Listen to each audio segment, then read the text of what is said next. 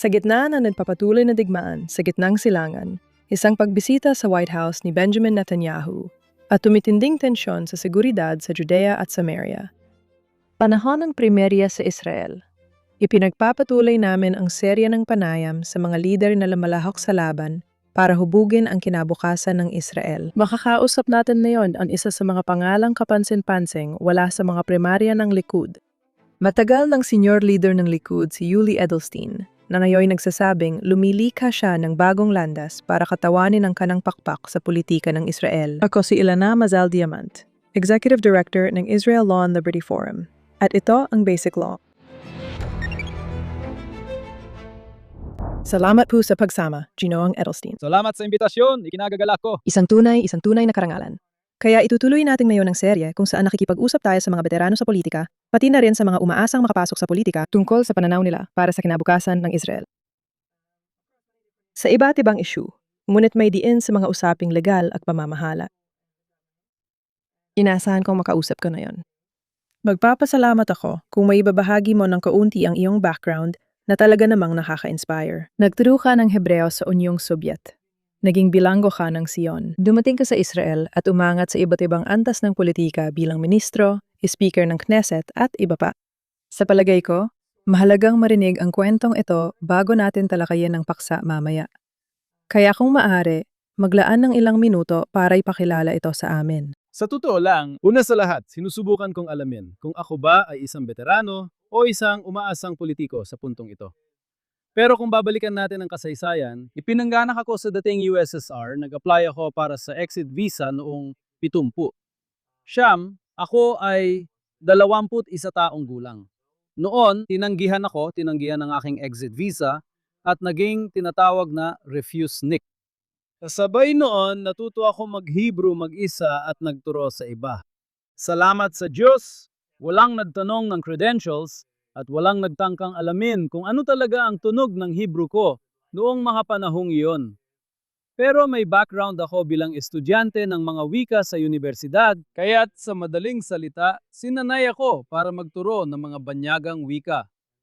At mayroon akong sapat na bilang ng mga estudyante, karamihan sa kanila, hindi lahat, pero karamihan sa kanila, mga refusionic, na nasa parehong kalagayan tulad ko. Ang mga otoridad ay nagsawa na sa mga ginagawa ko, pati na rin ng ibang mga guro ng Hebreo. At noong 1984, ako ay inaresto. Hindi dahil sa pagtuturo ng Hebreo, kundi sa illegal na pag-aari ng droga. Walang batas na ganon kahit sa dating Unyong Sobyet. Ilan mga kasamahan ko ang inaresto dahil sa illegal na pag-aari ng baril o illegal na pag-atake sa pulis at kung ano-ano pang gawa-gawang kaso. Noong 87, ako ay pinalaya, pangalawa sa huli. Sa tingin ko, prisoner of Zion na pinalaya ni Gorbachev. Nagkaproblema sila sa akin dahil hindi ko inamin ang aking mga krimen. Ibig sabihin, hindi ako pumayag na amining may illegal akong pag-aari ng droga. Kaya iniisip nila kung paano ako palalayain. Sa huli, naisip din nila kung paano. Pinalaya ako at dinagtagal ay nakakuha ako ng exit visa. At dumating ako sa Israel noong Hulyo 87. Sinabi ko sa sarili ko at sa lahat ng nasa paligid ko, na naalala ko pa ang eksaktong sinabi ko. Sabi ko, nagbayad na ako ng buwis ko sa mga Hudyo. Tama na. Sapat na. Sa pagbabalik ko sa propesyon, hindi na ako makikilahok sa pampublikong buhay. Tulad ng kasabihang Hudyo, kapag may iniisip ang tao, natatawa ang Diyos. Isang malaking alon ng aliya o imigrasyon mula sa dating Soviet Union ang nagsimula. Para sa amin, mga dating refugee at bilanggo ng sayon, parang natupad ang aming panaginip. At ang ilan sa amin ay talagang naging aktibo muna sa mga pampublikong gawain, mga NGO. At sa isang punto, napagtanto namin na mas madali na hindi na lang mag-lobby sa iba, kundi subukan kami mismo ang mahalal para mas solusyonan ang mga issue, problema, at hamon ng napakalaking alon ng aliya na yon. At doon ako unang nahalal sa Knesset, nagsilbi sa iba't ibang posisyon bilang ministro, at naging speaker ng Knesset sa loob ng 3 termino. At heto tayo ngayon, nag-uusap dito sa studio na ito. Kaya mo palang laktawan ang ilan sa mga mas makukulay at mas masasakit na bahagi ng karanasan ngayon. Hinikayat ko ang mga manonood na interesado na panoorin ang ilan sa mga nauna mong panayam sa Ingles tungkol sa pinagdaanan mo noong ikaw ay nakakulong at kung ano pa ang mga ginawa mo sa ilalim ng napakahirap na kalagayan. Pero sa ngayon, magpapatuloy na tayo. Marami ka talagang hinawakang matataas na posisyon. Naging ministro ka para sa pagtanggap at integrasyon ng mga imigrante at speaker ng Knesset. Ikaw ang naging ministro ng kalusugan noong corona at hanggang kamakailan lang ay tagapang-ulo ng komite sa ugnayang panlabas at depensa ng Knesset. Sinabi mo ngayon na iiwan mo ang likud para simulan ang bagong landas sa politika bilang isang makakanang politiko. Gusto kong maintindihan kung anong bagong landas at paano ito naiiba sa dating landas para mabuksan natin ang pag-uusap na ito. Kahit ano pa man iyon, ikwento mo sa amin kung paano yon. Sa tingin ko, tungkol ito sa mga prinsipyo, sa parehong mga prinsipyo na akala ko ay pinaninindigan ng likud. Kahit noong mga taon ko sa likod man lang ang lupain ng Israel. At sa kasamaang palad, noong dinala sa plenaryo ang panukalang batas, mga kalahating taon ang nakalipas, tungkol sa soberanya sa Judea at Samaria, ako lang ang tanging miyembro ng likud na bumoto pabor dito. Tungkol sa serbisyo militar, hindi na lihim na kung sasabihin natin ng malinaw na hindi tayo handa sa pag-urong. May sapat na tayong karanasan sa mga kasunduan sa Oslo at pagkatapos ay sa isang panig na pag-urong mula sa Gaza Strip. Sa tingin ko, natutunan na ang mga aral. Kaya kung hindi natin pinag-uusapan ang pag-urong, kailangan natin ng isang hukbong makakapagtanggol sa lahat ng ating mga hangganan. Sa kasamaang palad bilang tagapangulo ng Komite sa Ugnayang Panlabas at Depensa, lahat ng aking pagsisikap na palawakin ang saklaw ng conscription sa IDF sa sandatahang lakas ng Israel. Halimbawa, sa pagsasama ng ultra-orthodox na populasyon, kahit bahagi lang, lalo na yung hindi full-time na yeshiva estudyante, ay hindi man lang sinuportahan ng likud at ng punong ministro. At sa huli, nauwi ito sa pagtanggal sa akin bilang tagapangulo ng Komite ng Ugnayang Panlabas at Depensa. Kaya lahat ng mga bagay na ito ay nagdala sa akin sa konklusyon na sa tingin ko ay hindi na ako nababagay sa kung ano ang nakikita nating likud ngayon. Isa itong napakasakit na desisyon, kailangan kong sabihin, dahil dati akong nahahalal sa Likud primary elections sa napakataas na posisyon, kabilang na ang unang pwesto.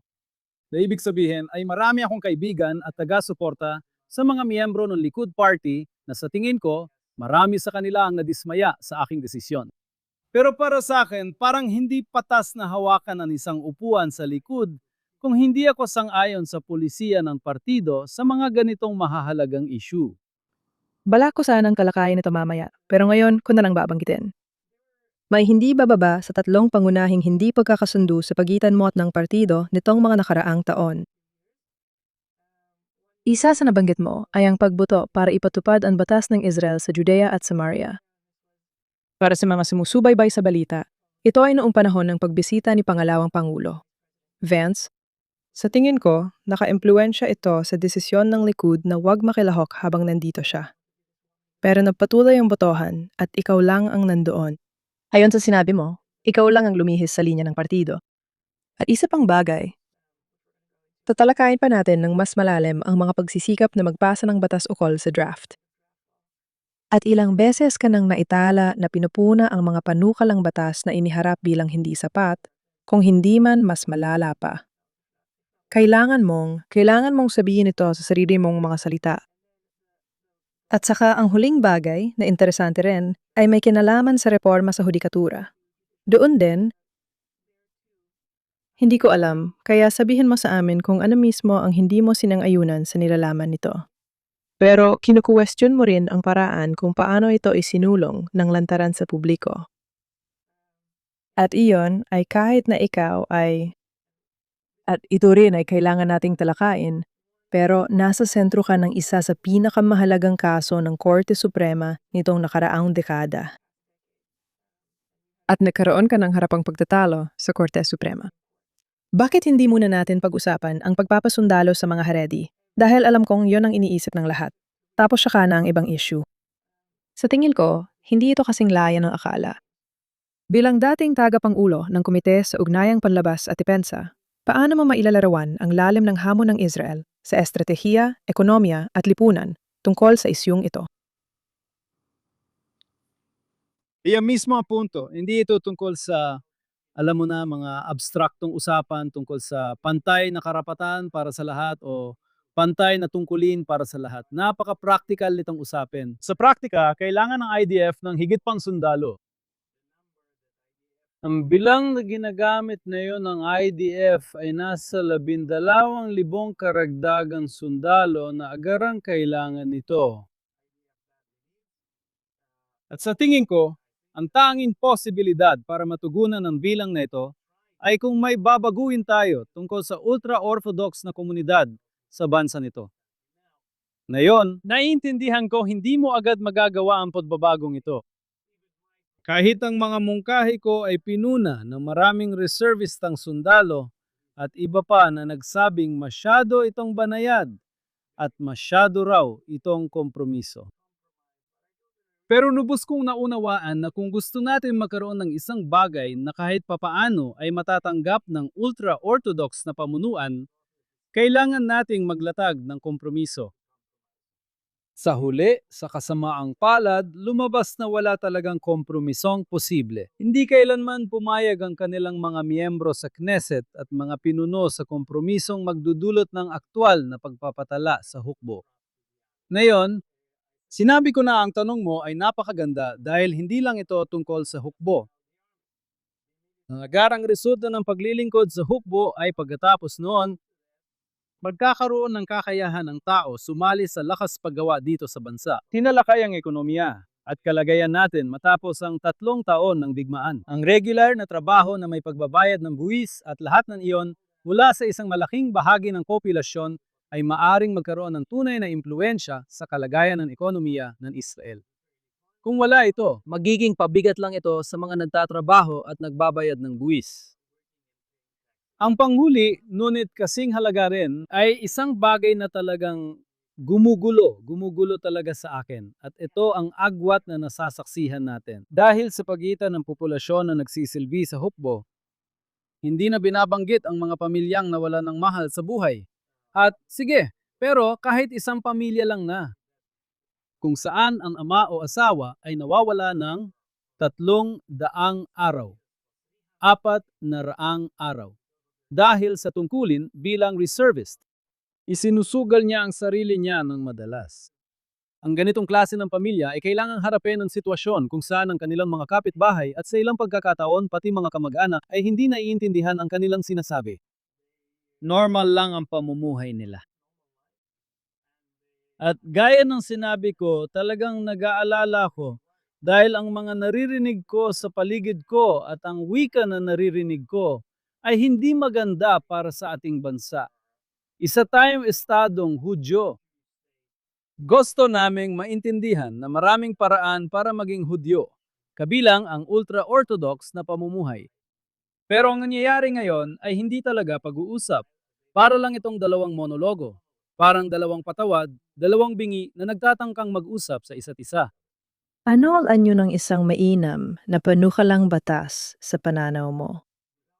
Hindi na ako papasok sa masyadong maraming detalye at tiyak na natalakay ko na ang bawat talata sa batas na ito.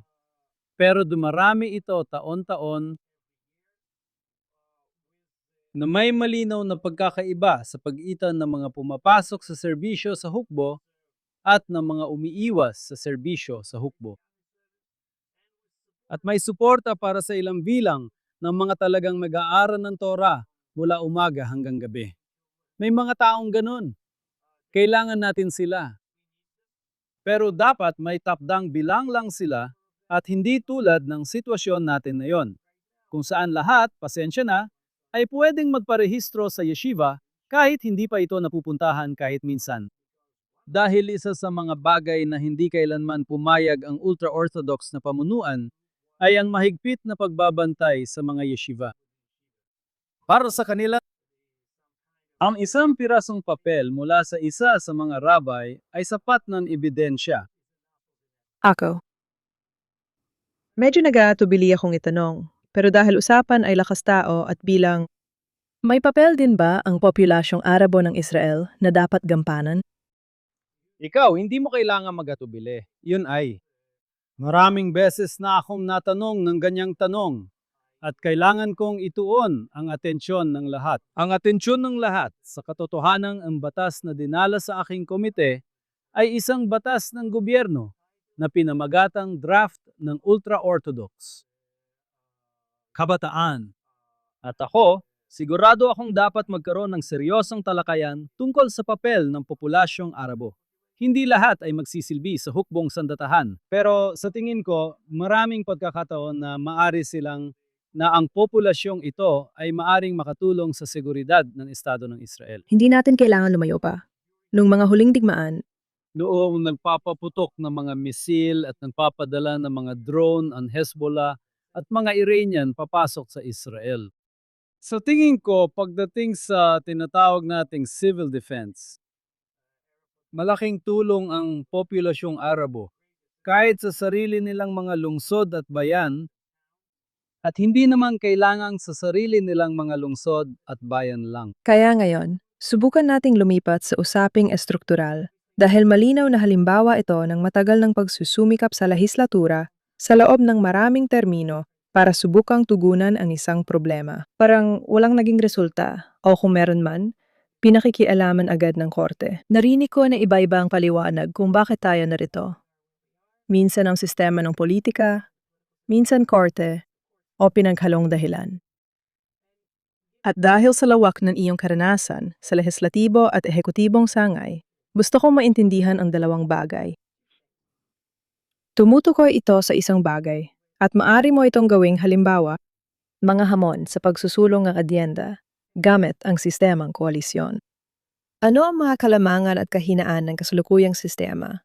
At ano ang babaguhin mo rito? Pagkatapos noon, nais kong tingnan ito sa ibang perspektibo, lalo na sa pagtatrabaho gamit ang madalas mong alam. Ang madalas patikusin bilang sobrang aktibong burokrasya at hudikatura habang politiko ka sa dalawang sangay na ito. Pero simulan natin sa hirap ng pagsusulong ng adyenda. Isang malinaw na adyenda sa sistema ngayon. Objektibo ang kahirapan pero pabor ako sa sistema ng koalisyon sa bansa natin. Dahil hati-hati pa rin ang lipunan at bata pa ang bansa. At hindi ako sigurado sa ideya na naririnig ko minsan. Alam mo, kailangan nating magpatibay ng konstitusyon. Wala raw konstitusyon sa Israel. Kailangan lang natin ng mayorya na 61. Hindi ako sigurado kung matalino ang pahayag na ito o kung ito ang kailangan ng bansa.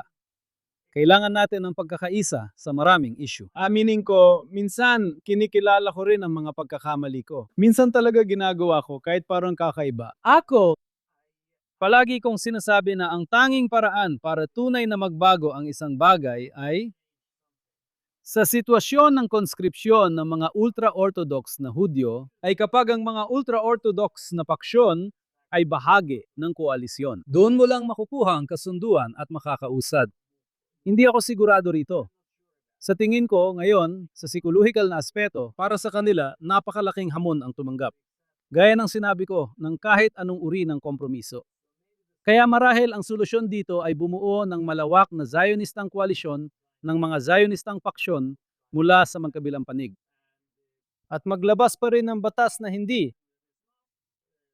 Patawarin mo ako sa pagiging prangka, pero hindi ito tulad ng mga demagohiya tuwing kampanya na bukas lahat ay tatawagin sa serbisyo militar at pupunta sa Golan, Golan Brigade, Givati Brigade at sa mga parasyutista.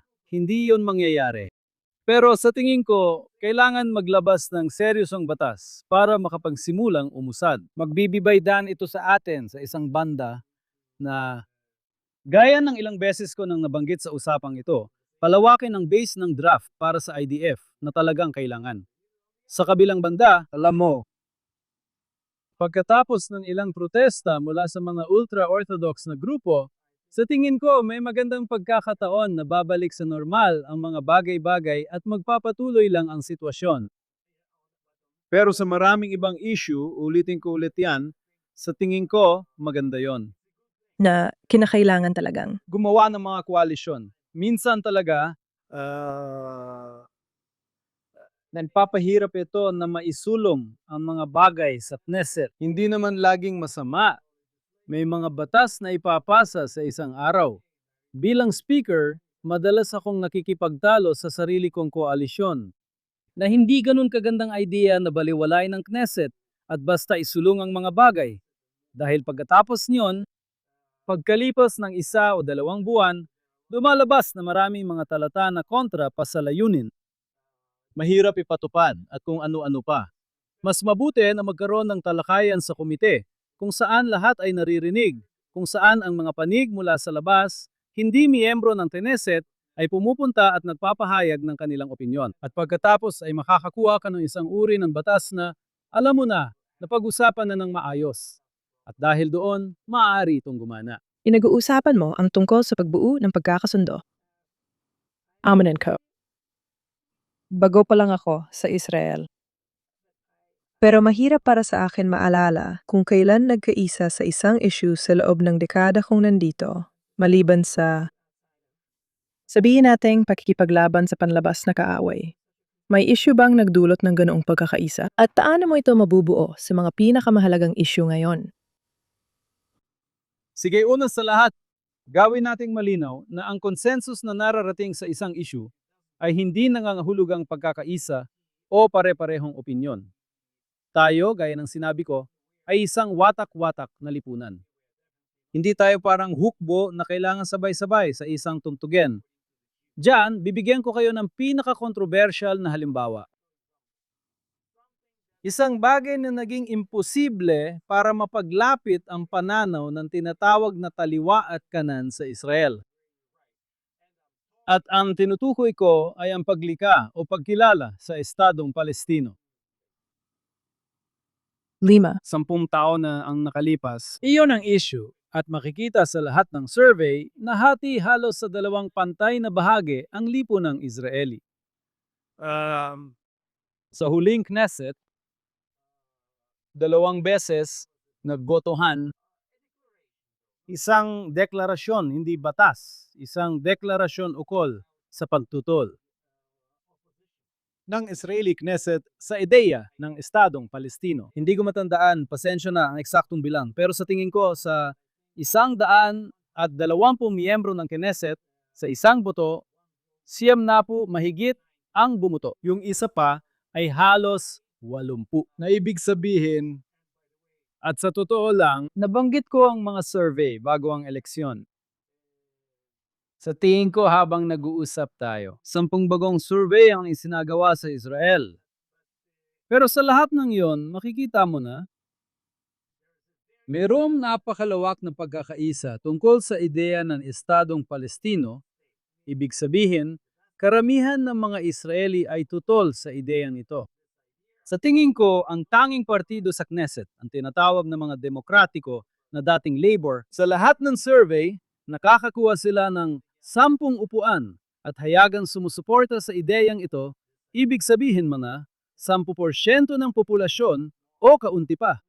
Pag-uusapan natin muna ang issue ng soberanya, tapos tututukan natin ang mga usaping panghukuman.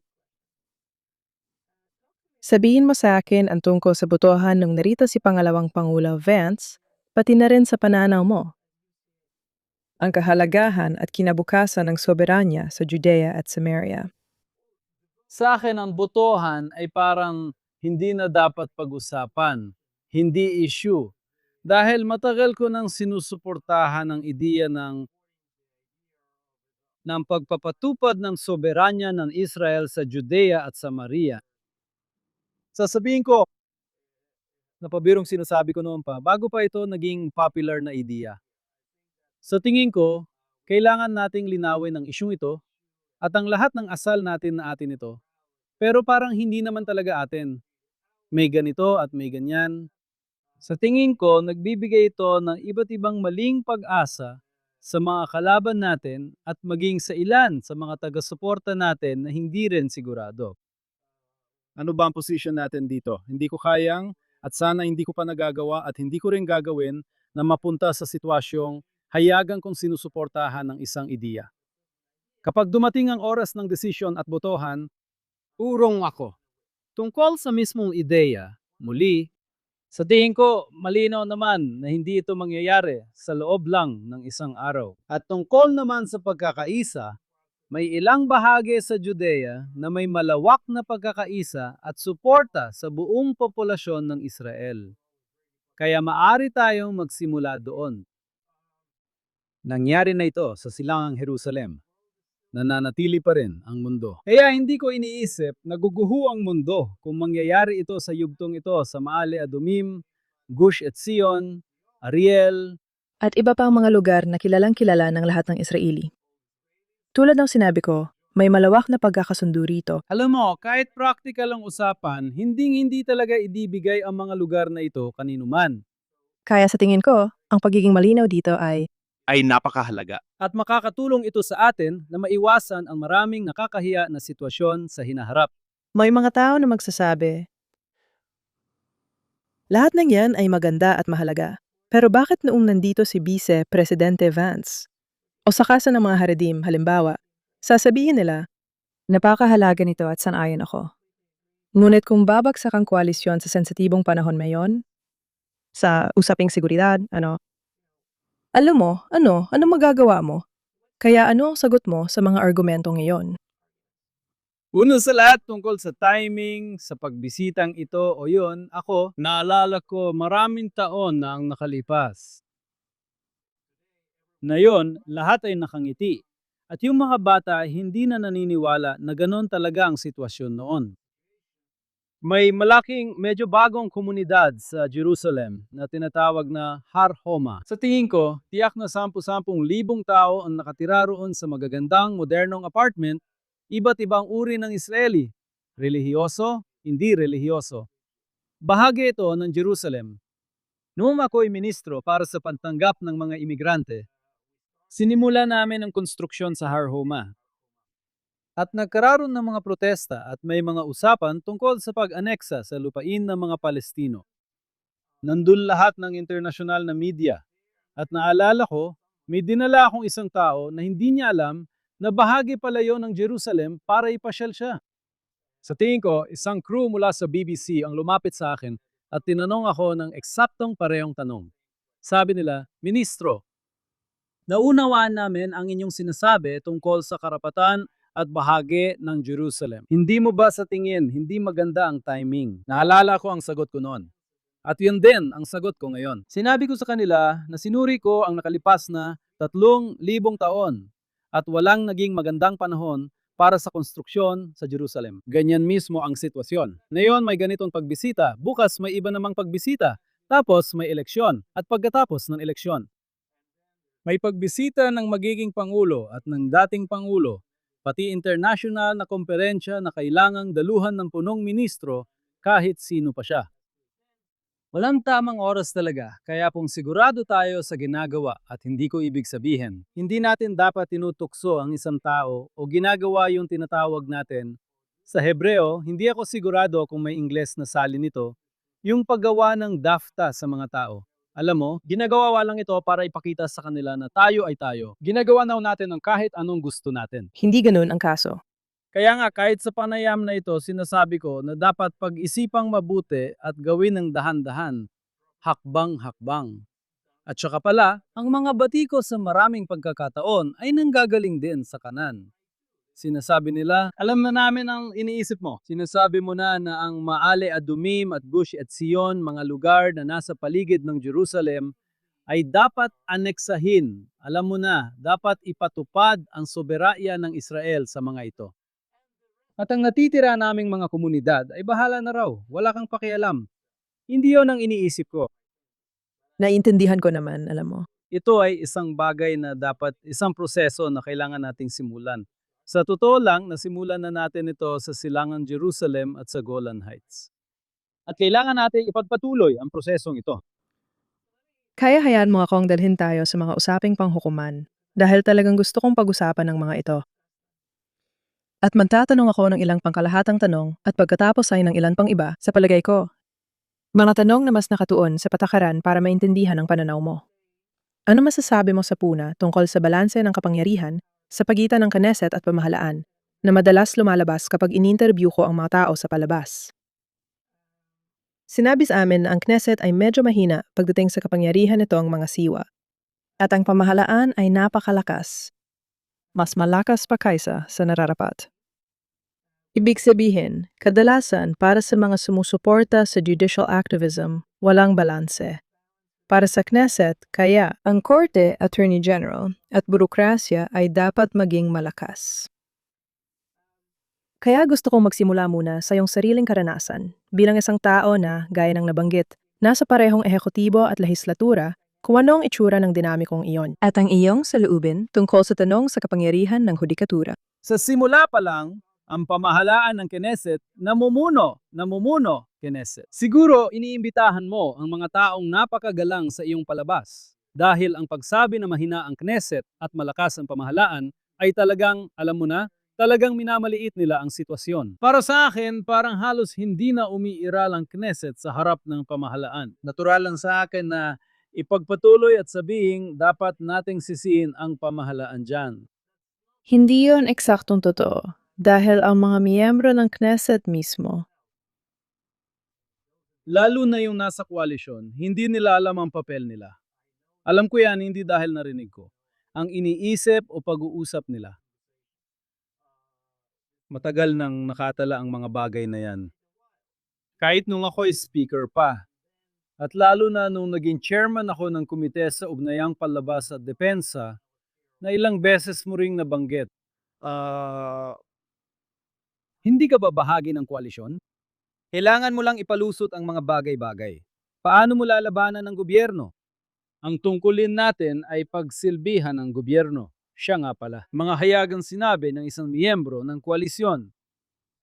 At itong buong ideya ng isang miyembro ng Knesset ay inihalal para pagsilbihan ang gobyerno, muli, susubukan kong maging kasing magalang ng iba ninyong panauhin. At masasabi kong kontraproduktibo ito.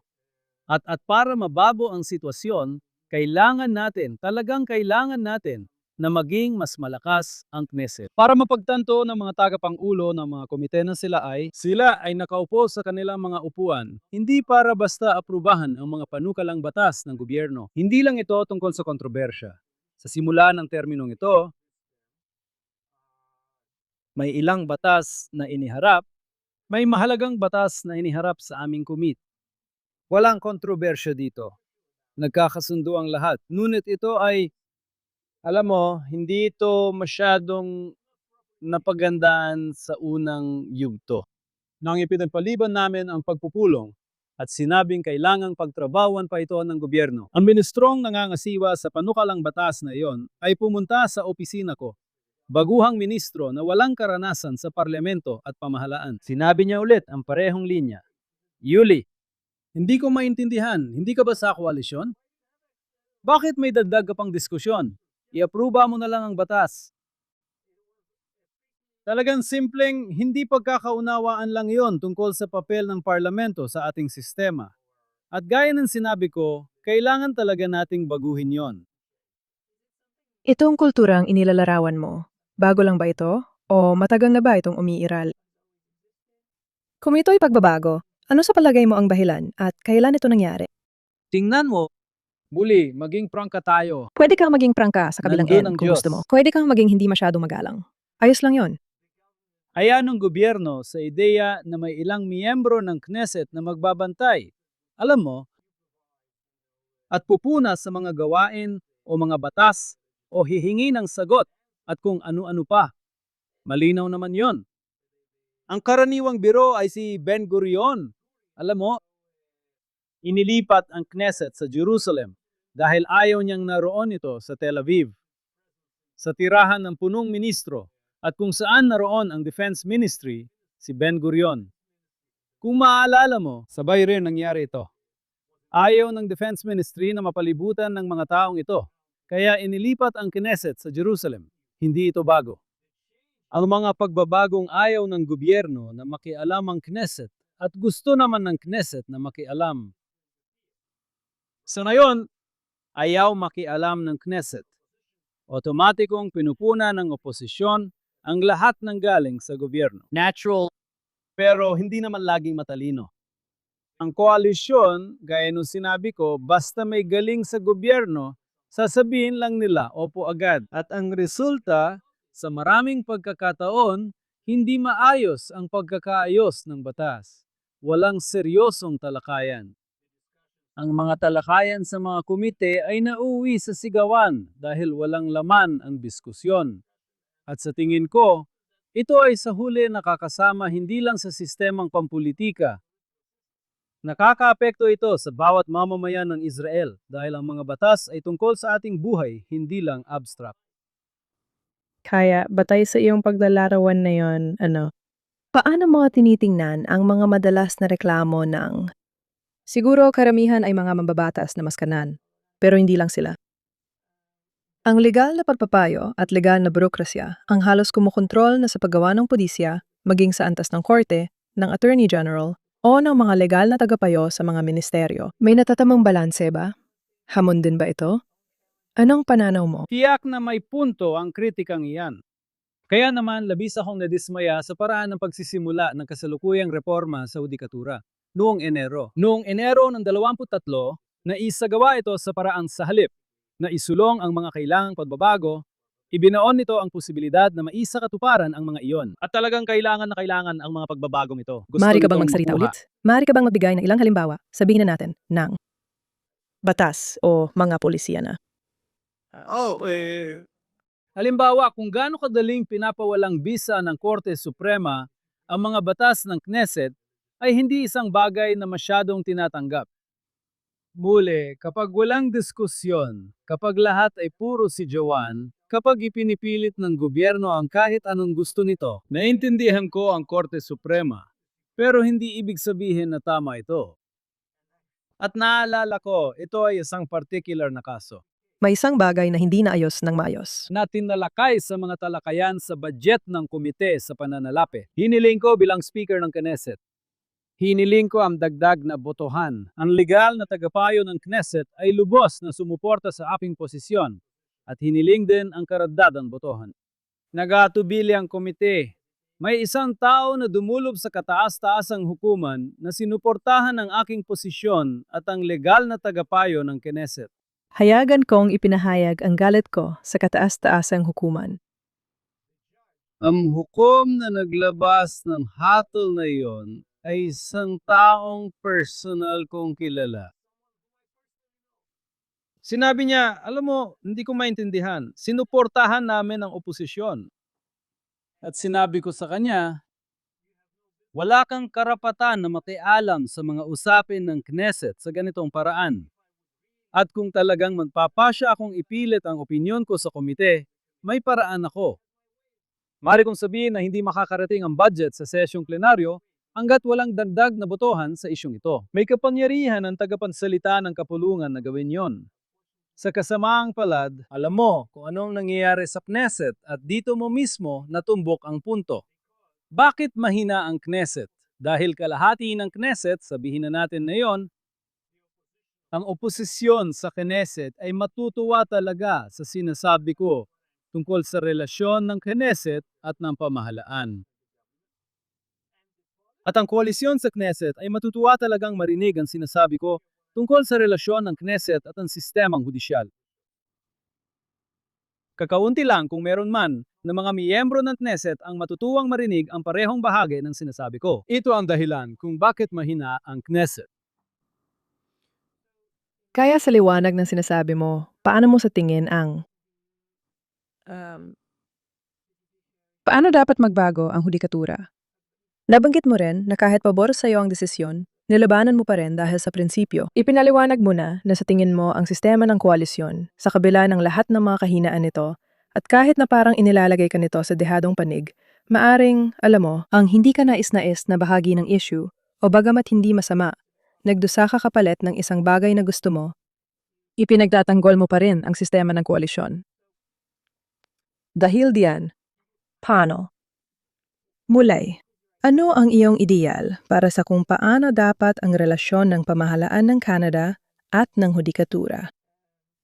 Nabagit mong di mo gusto, paano isinulong ang reforma sa hudikatura?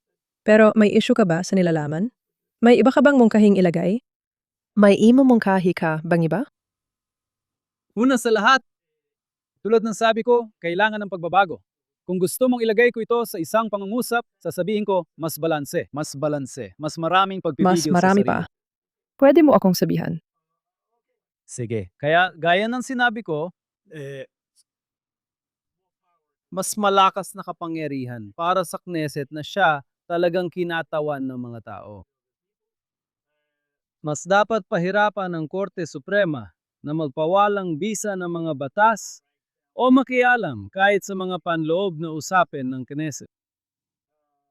Mas kaunting pagyurat ng gobyerno sa Knesset at mas maraming pagbabantay ng Knesset sa mga gawain ng gobyerno. Sa tingin ko, ito ay mga bagay na maaring dalhin sa Knesset na may medyo malawak na pagkakasundo. Naririnig ko ang aking mga kasamahan. At kahit na napakadaling gawing 100% pantatalo ang lahat,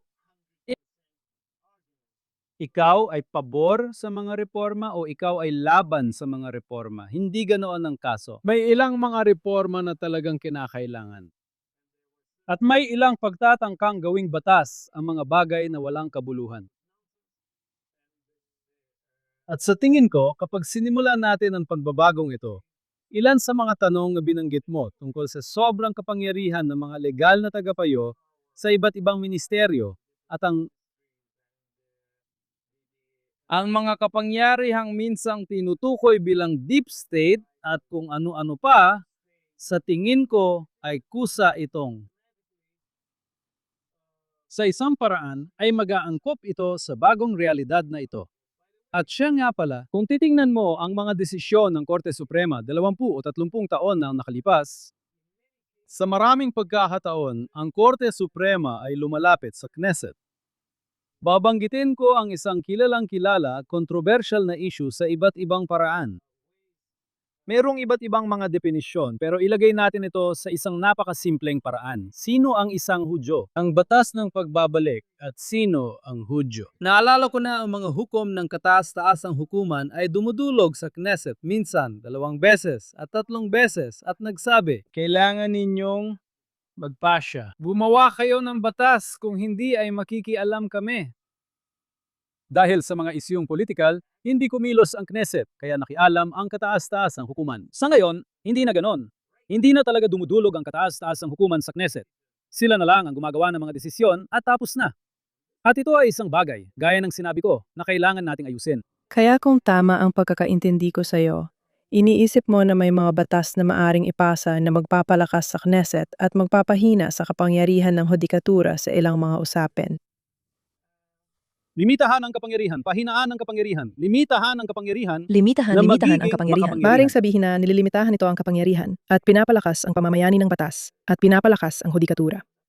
Isa pang punto na madalas lumalabas sa palabas ay ang tanong tungkol sa tiwala ng publiko o tiwala sa mga pampublikong institusyon. Ito, siya nga pala, palaging bumababa. At ito ay, matagal na ako nagbababala tungkol dito. Napakadelikado nito. Alam mo, hindi ako kabilang sa mga nagsasabi, sino ang nangangailangan ng Korte Suprema? Kailangan natin ng matatag na sistemang hukuman. Kapag nakikita ko sa bawat survey taon-taon, hindi lang yung mga, alam mo na, mga right-wing na napapakalat ng maling larawan. Na yon, ang Israeli Institute for Democracy at iba pa, ipapakita nila sa iyo na unti-unting bumababa ang antas ng tiwala sa Korte Suprema. Pwede mong sabihin, tama naman, at sabihin, oo. Pero ang Knesset ay karaniwang huli. Totoo, alam mo, itong mga survey na ito. Oo, pero iyon mismo ang tinutukoy ko. Dahil walang saysay ang Knesset. Ang Knesset ay? Ako, akala Ooh. ko, kasi. Ang sistema ng koalisyon ay sobrang hati-hati na kahit sinong tao, napakaliit lang ng bahaging nagugustuhan ng mga tao o botante sa Knesset sa simula pa lang. Ay, siguro. Sobrang makakalimutin na ba ako? Hindi ko pa naisip yan ng ganyan. Baka tama ka na simula't simula pa lang, hindi sila sang-ayon sa karamihan ng Knesset at kakaunti lang ang nakikita nilang kumakatawan sa pananaw nila. Pero kahit ganon, alam mo, hindi ko pa ito naisip ng ganito, magandang punto, pero masasabi ko pa rin na alam mo, Kapag maayos ang asal ng Knesset at nagsasagawa ng seryosong mga talakayan at hindi lang, alam mo, sigawan at sipol at kung ano-ano pa, sa tingin ko ang mga tao, ganito nila gustong makita yon. Gusto nilang makita na ang mga batas na may kinalaman sa kanilang buhay ay talagang pinahahalagahan ng mga miyembro ng Knesset. At sila na ang mga miyembro ng Knesset ay hindi lang nandoon para gumawa ng balita. Alam mo na, sa pagtawag ng masasamang salita sa kanilang mga kasamahan.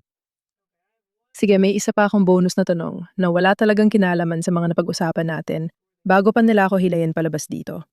At ito ay may kinalaman sa Aliyah na alam kong napag-usapan mo na noon. At sa tingin ko, ikaw ang naging ministro para sa pagtanggap ng mga imigrante.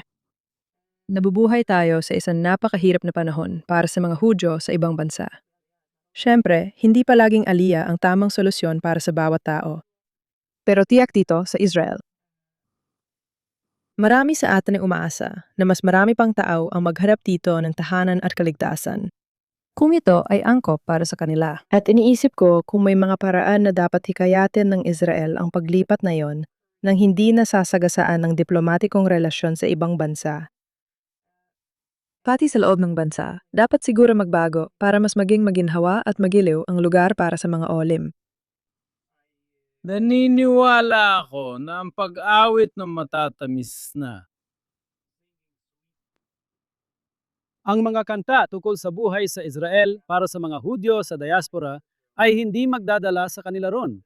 Gaya ng sinabi mo, ito ay ginamit mo ang salita, sa tingin ko, kung ito ba ay angkop para sa kanila o para sa mga taong talagang nababagay rito. Nakatanggap ako ng batikos kahit nung ministro ako ng pagtanggap sa mga imigrante. Dahil hindi ko hinihikayat ang lahat na mag-aliyah. Noong ako ay halimbawa nag-lecture sa ibang bansa sa komunidad ng mga Hudyo o mga ganung bagay. Dahil naniniwala ako na kailangan seryosohin ng mga tao ang desisyong ito.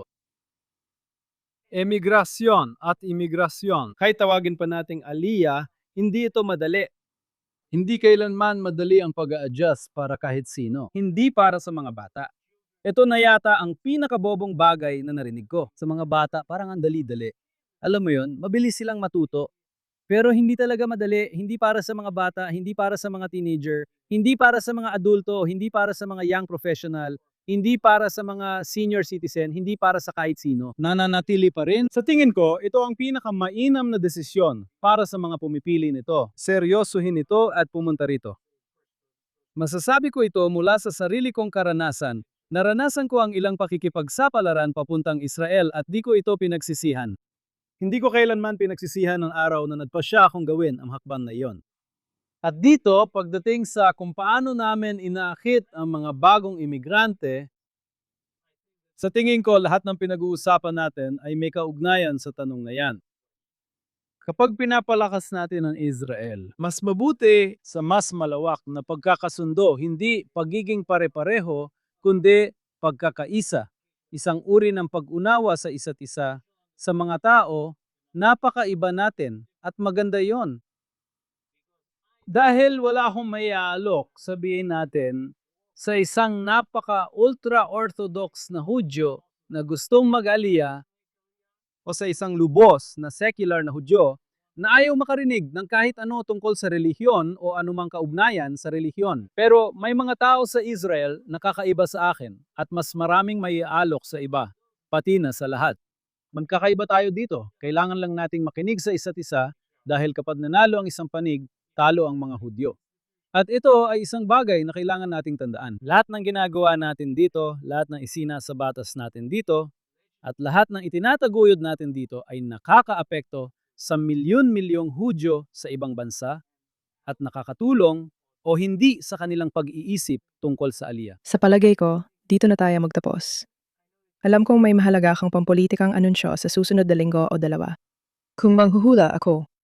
At para sa mga gustong sumubaybay sa kwentong ito, hindi ko yan ipinipilit. Hindi yan ang punto ng palabas. Kapag dumating ang panahon, Abangan ninyo. Maraming salamat, Ginoong Edelstein. Magpapatuloy pa ang serye kasama ang ibang tagapagsalita sa mga susunod na linggo. Lubos kong pinahahalagahan ang oras mo. Sanai, magtagumpay ka. salamat, nagustuhan ko talaga ang usapan natin.